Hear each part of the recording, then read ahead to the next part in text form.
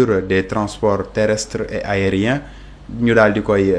fal foofu nga xamante ni mooy ci boppu assemblée nationale ban jàngat nga ci am El Malick Ndiaye ñuy rappeler que il a 41 ans ginnaaw le président de la république bi am 44 ans son premier ministre am 50 ans tey El Malick Ndiaye moom tamit jeune porter cette responsabilité. C'est une fierté, je dirais une fierté pour toute cette jeunesse africaine.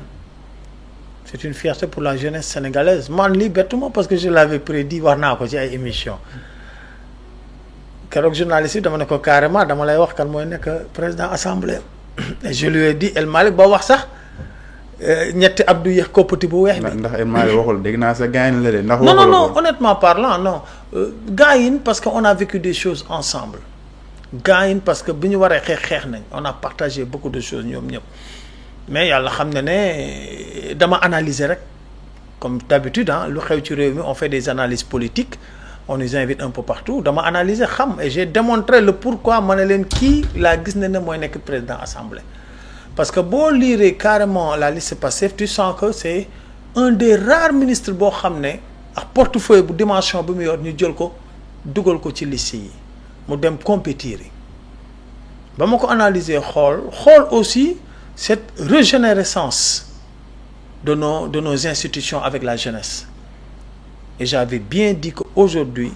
man gëm naa ne El Malick mi mooy nekk président assemblée. Pourquoi? Parce que ce sera benn prolongement par continuité par rapport ak travail bi ñuy def ci wàllu état bi parce que président première institution à l'heure où on parle la deuxième personnalité c'est l'assemblée. Tout en sachant que dinaa ci indi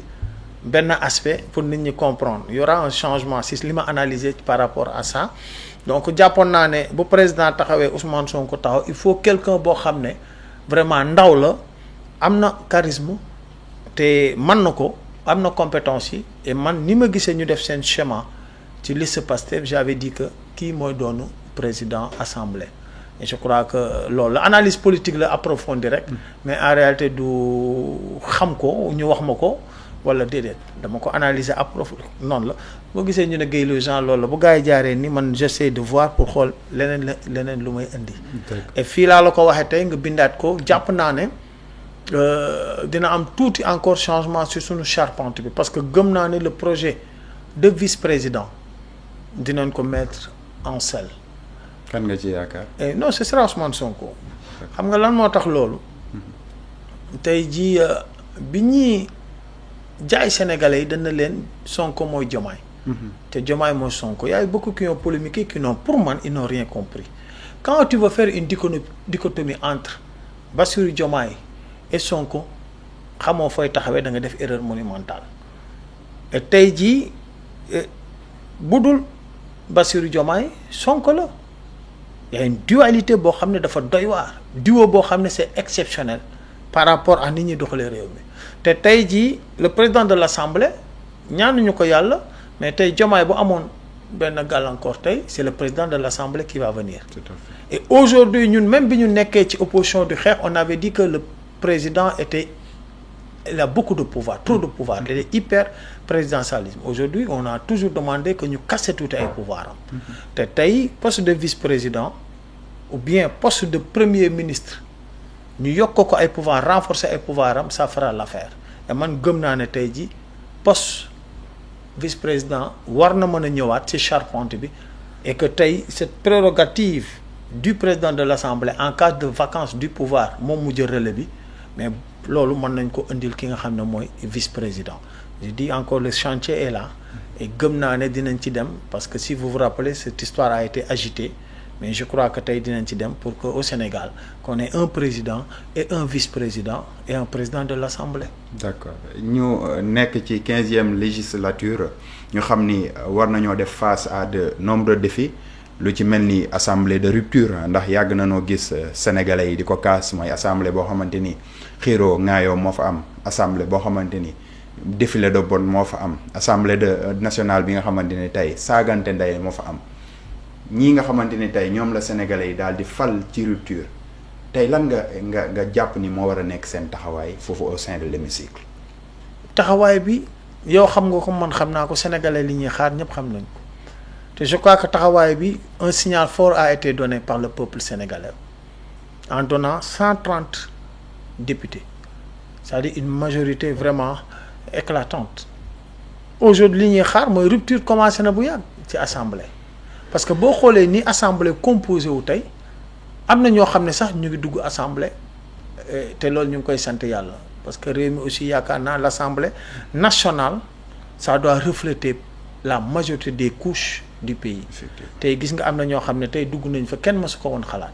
yenn handicapé yi ak visuel yooyu yëpp et loolu sant yàlla la. assemblée dafay soppeeku parce que gis ngeen loo xam ne man gisuma ko woon mooy que député Pastef yëpp dañ leen jël defal ji leen formation ay séminaire pour ñu gën a xam nañ ko sax mais ñu gën a taxawaay bi au niveau de l'hémicycle ñi nga xam ne aussi yeneen i député yu ñëw leen ay la yoween suñu bëggee liggéey bañ a xajamal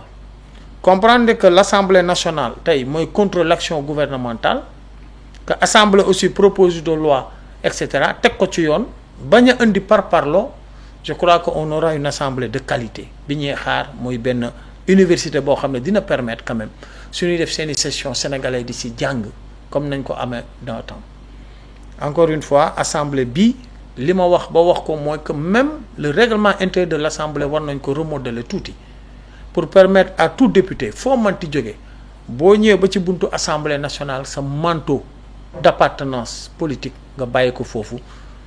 nekk un député du peuple et je crois que c'est fondamental loolu méttiwul et que le président de l'assemblée veillera sur cette partie du règlement intérieur pour qu'on ait des débats fructueux pour que tey jii assemblée bu ñuy def plénière vraiment ñëpp kontaan et que aussi suñuy waxtaan ci benn loi que 98% de ces députés maîtrisent cette loi-là pour mën ko développer nga xam ne sénégalais bi lay seetaan di la déglu dina xam lan mooy la portée de cette loi l'étendue de cette loi et in fine loi boobu lan la mën a am njariñ donc je crois que ñun jaaxle ñu tiitu ñu xam naa ne aujourd'hui on a une assemblée de rupture qui aujourd'hui maa ngi yàkkamti vraiment session yi pour ñu toog télé di ko seetaan di ko c'est important d'accord ñu daal di ñëw ci lenn ci point saillant yi nga xamante ni gouvernement bi mbaa sax régime bi nga xamante ni ci njiital Bassirou Diomaye Faye doon nañ ko wax te jaay ko sénégalais yi mooy abrogation de la loi sur l'amnistie mooy amnistie bi nga xamante ni bëgg nañu ko dindi ñu daal di gis ki nga xamante ni mooy présidente groupe parlementaire bu Takku Wallu ci njiital président de la République ak ancien président Macky Sall muy Aïssata Tall Sall génn ne buñ ko defee du ñu nekkati ci état de droit waaye jaay doole lay nduru tey loolu lan nga ci ban jàngat li ma ci mën a wax mooy jàpp naa ne kii wax muy Aïssata Sall di xam naa ko bu baax parce que j'ai aussi à encadrer ses enfants c'est pas Aïssata Sall maman fibre maman bi du moo wax parce que yaakaar naa bu doon fibre maman bi mooy wax ni mu waxee du ko waxee ci naka parce que ñi nga xam ne dañu boom seeni doom tey bëgg nañ xam réellement ce qui s'est passé parce que nag wax dëgg fa yàlla da nga doon gis gars yi dañuy yor fusil à bout portant dóor ci xale dóor ci nit mu këppu daanu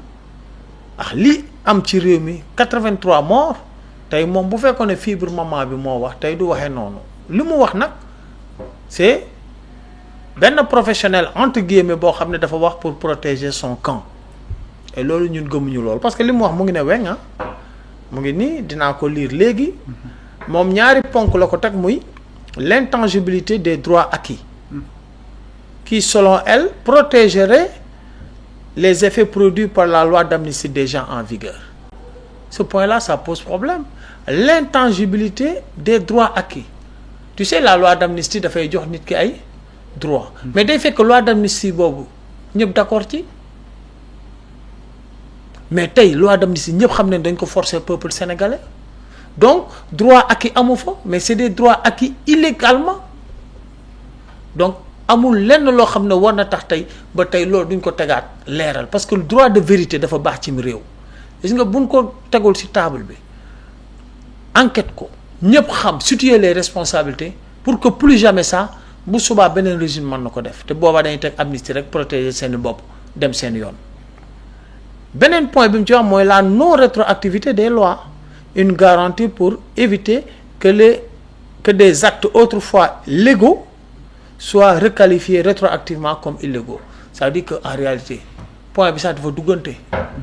Ça veut dire que ces actes yu ñu posé ñoom c'est des actes jàpp nañ ne c'est légaux. C'est légaux à leurs yeux ñoom parce que ça les avantage, ça les arrange. C'est pourquoi ils l'ont imposé au peuple sénégalais. Je crois que keroog bi ñu koy voté gis ngeen député Pastef yi da leen mujj génne. Tout à fait. Député opposition. Gendarmerie ñoo Donc dañu forcer loi boo xam ne c'est pour leurs propres intérêts. li ñu liggéey ci réew mi ñëpp gis nañ ko ñëpp xam nañ ko metti na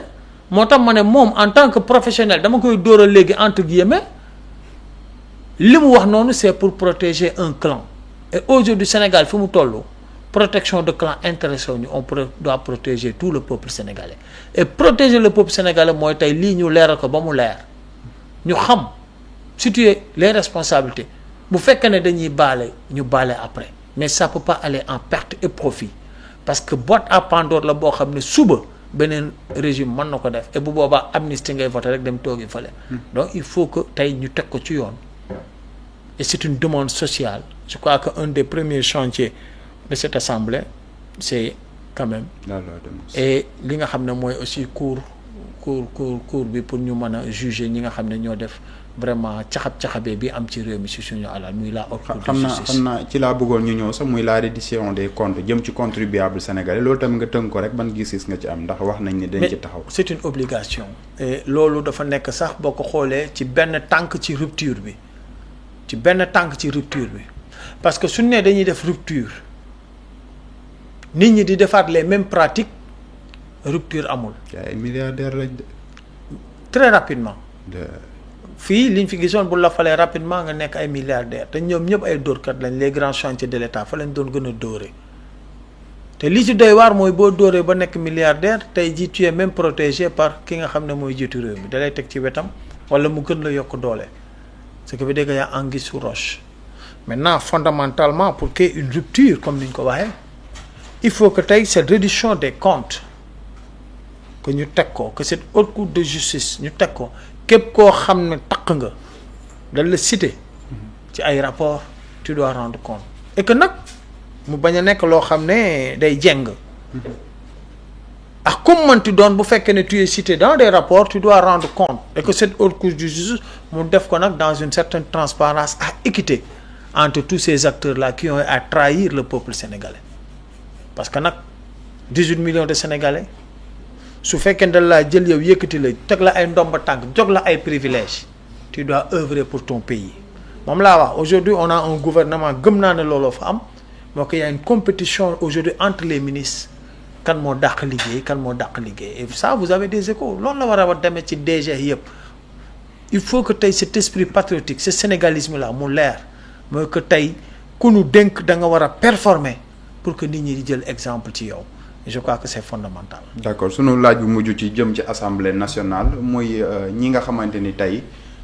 malgré les différentes contraintes ak nekk bi nga xamante ni nekkoon nañ ko ci régime passé jot nañu am ñii benn siège ñii ñaari siège Maguette Sène am na ñaari siège Abdou Karim Sall am na benn siège ndem bi mu ñëwee daal dina jël siège am mun nañ wax ni da koo jaayee takkuwalu ndax bokk na ci seen groupe parlementaire moo waral sax ñu daal di am doole boobu waaye kii nga xamante ni depuis lors jotoon na recevoir ay pic